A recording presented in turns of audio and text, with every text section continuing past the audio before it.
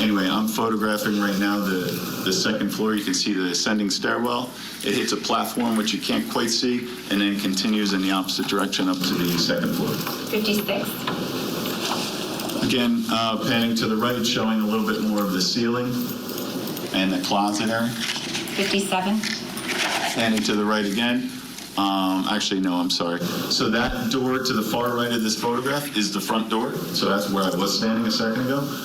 Now if you look straight ahead into that entryway, that's leading into the kitchen. 58. Panning to the right, showing the front door, and then the little bit of that stairwell. 59. Now, moving into the game room, again, I'm moving clockwise around the property. So the game room is at the far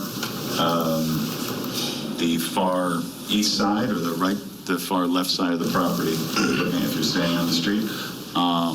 Photographing the pool. The pool's at the rear of the residence, obviously. 60. And panning to the right, showing more of the game room, which leads into the living room. So you see slightly, a little bit of an open concept. Obviously, it was due to the fire, everything's even more open. But you can see the living room in the distance. 61. Just continuing to pan to the right, showing the hallway, the game room, and the living room. 62. Okay, now I'm kind of moving, at this point, moving into the living room area. You can see the sunroom in the far left of this. That door, yeah, so far left of this photograph is leading towards the sunroom. That door in the middle of the photograph is going to be leading into the, almost the dining room, into the kitchen. There's a table in between the sunroom and the kitchen. You can see on the diagram here. So that table, it's going to help with reference kind of throughout this. So that table from a distance in between there will help guide you a little bit. And that's this table here in between the kitchen and the sunroom. 63. Panning to the right, the tables to the far left, as well as shelves, and like an island set of shelves there. 64. Continuing to pan to the right, showing some of the rear of the property. What's that in the middle of the floor? Is there like a hole there? Yeah, it looks like there was a collapse during the fire. 65. Continuing to pan to the right, you can see kind of the game room in the far left of this photograph. Much of the damage coming from the rear, or excuse me, from the roof or the ceiling. And then photographs from the outside to the outside. 66. That's the sunroom. So if we're referencing kind of standing in the dining room right now, or if I'm standing in the dining room, photographing that sunroom. Remember, the sunroom is where, just on the outside of the sunroom, there's a door that led to where that live cartridge was. 67. Continuing to pan to the right, the sunroom, there's also the office, which is on the bottom of this diagram. So that I photographed the door before entering into the office. 68. That's the interior of that office area, which again is on the bottom of this. Pretty much to the right of this office is where the location of the sunroom is. 69. Using that table as reference, I'm now standing in the dining room, working our way towards almost towards the kitchen. Are you standing right outside of the office here? The office would be to the, yes, the office would be to the left. 70. Working our way into, that is a large window, and that table, and the kitchen is going to be to our right. You can see, just for reference again, you can see those solar panels outside, as well as the trees where the generator is ultimately located. So if we're looking at this photo, to our left would be where that patio was outside of the sunroom? Correct. Where the live round was found? Correct. And then if we're looking to the right where those shrubs are, is that where the generator and electrical meter are? Correct. 70? I'm starting to work 71, I'm sorry. Work my way into the kitchen itself. So the table, you can see the table to the left here, and then the entry into the mudroom is that door straight ahead. To the So again, if you're looking at this diagram, we're looking north, the entry into the mudroom, and just to the right of that mudroom is where Jesse Caneiro's body was located. You can see blood staining on the cabinets there. Can you explain specifically how Jesse's body was positioned here, where he was located? Sure. He was laying on his back, facing, reference to this photograph, facing, his head's facing to the left, directly on his back towards the mudroom. So his left side would have been up against those cabinets, those lower cabinets? Correct. 72. Just kind of working my way, again, using the table as reference, showing that mudroom and the location where Jesse Caneiro's body was. 73. Starting to continuing to pan to the right, showing the kitchen area, more of the kitchen area. 74. I'm standing pretty much at the doorway leading into the mudroom, photographing the kitchen. I guess it would be east, towards, you could see that, because again, we're working our way around now. You could see that doorway leading into the foyer area, towards the top right of the photograph. 75.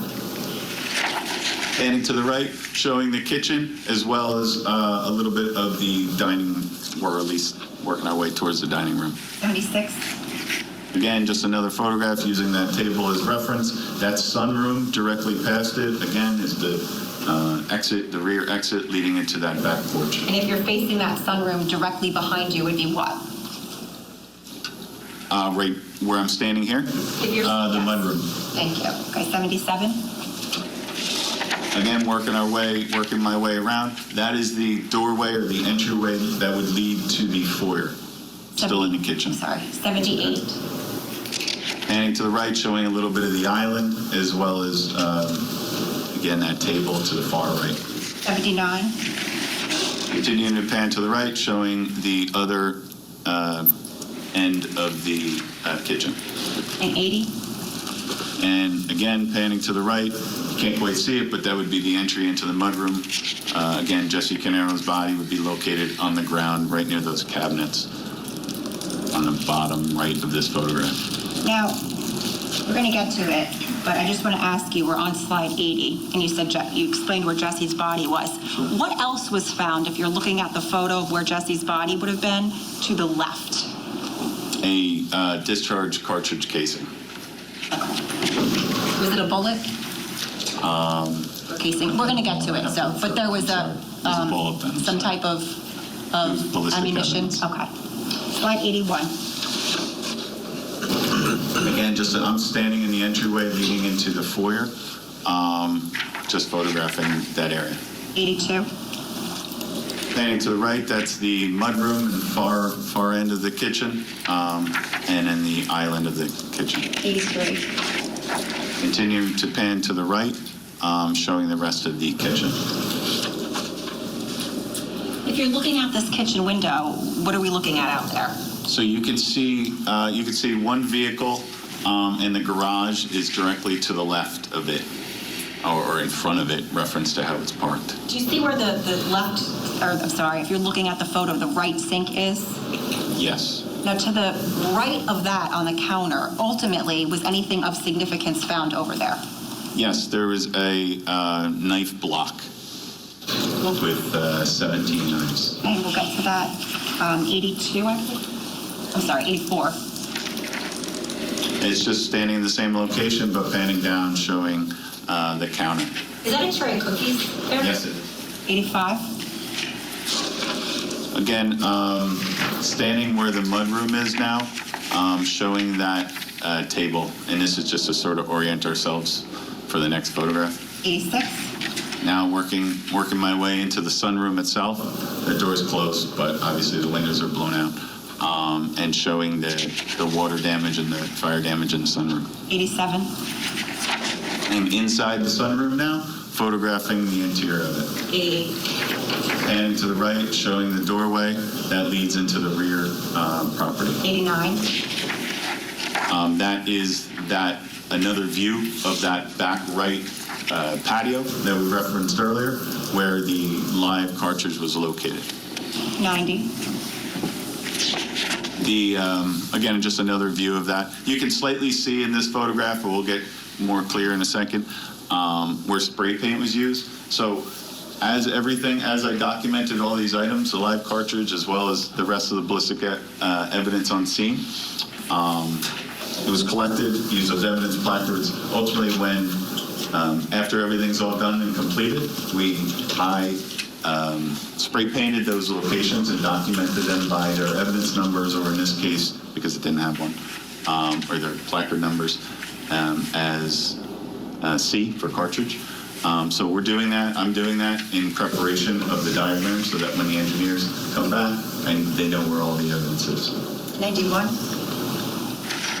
Working my way out. You know, what's so difficult about seeing all of these photographs, the damage done by the fire, is also that we're finding out where these bodies were located. Even though it was 3 a.m. in the morning, according to the prosecution's theory in this case, they were in different locations around the house, moving around. The mother, the father, and even we're hearing about the little boy.